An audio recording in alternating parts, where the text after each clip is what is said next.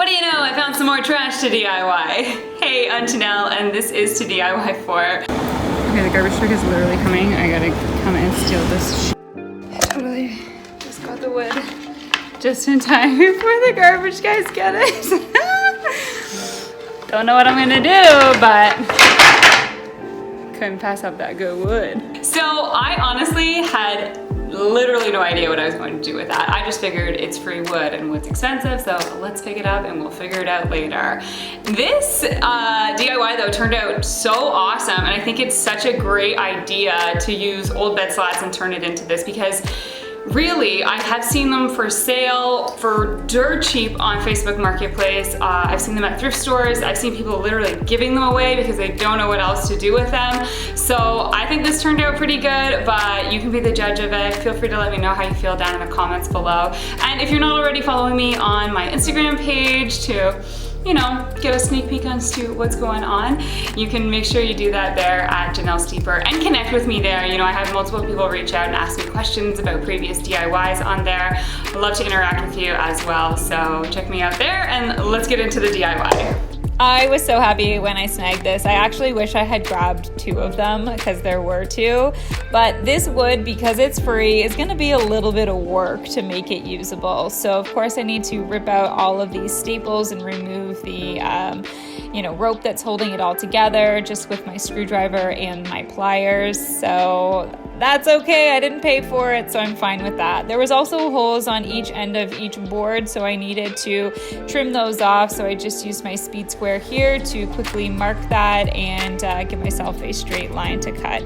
So ideally, probably a miter saw or even a table saw would be better for this, but what I have is a jigsaw, so I trimmed off each one of those ends, and then we're just going to prep the wood to build our project. So I sanded this all down, and I will tell you that my original idea completely failed for this. I'm going to show you a little glimpse into what happened originally and how I salvaged it, which is why I didn't have a video out last week. But I ideally wanted to make a coffee table that was like the slatted wood that I've seen online. So I'm drilling in here a 1-inch hole for a 1-inch dowel, and I did that on each sides of each board, and the idea was to have a dowel slide through.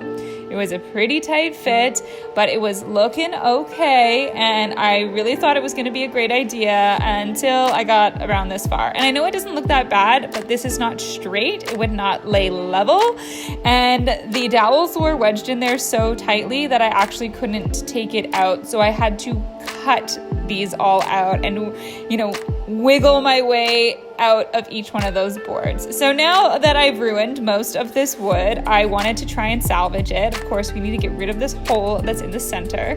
So what I've done, I'm gonna use this little tiny end piece, and you'll see why in a second, but the rest of my boards have all been measured out to 2 feet long each, which really isn't that long.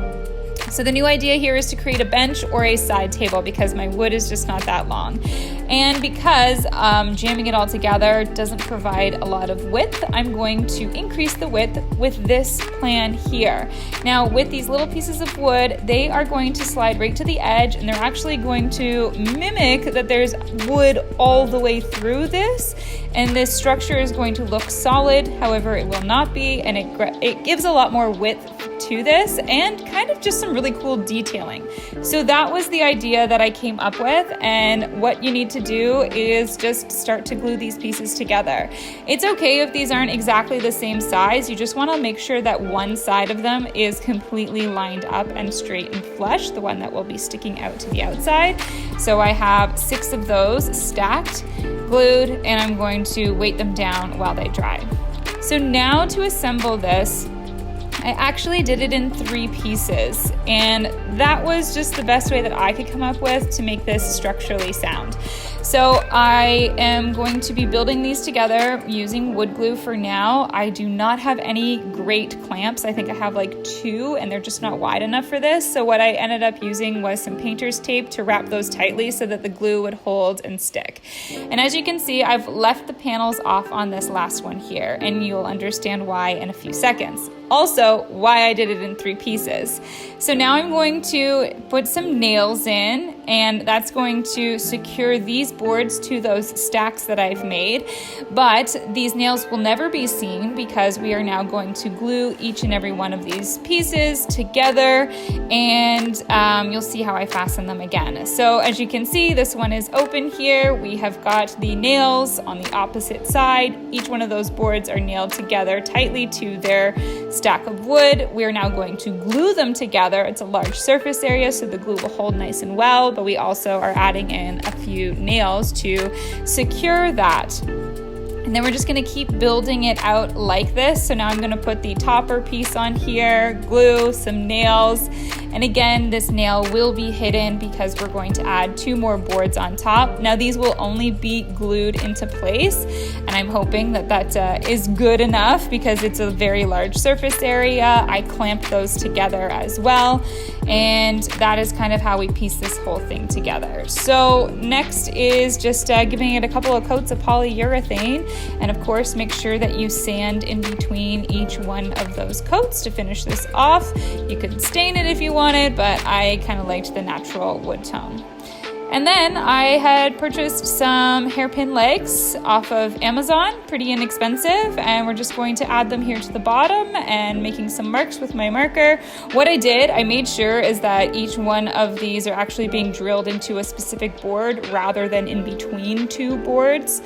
So I did some pilot holes, which is key so the wood doesn't split, and just screwed them in, and now we have this beautiful new bench or a side table. So I have it styled here in my entryway because that's the best place it looked in my home. I think it actually really looks great, even though I wasn't even building it for this space.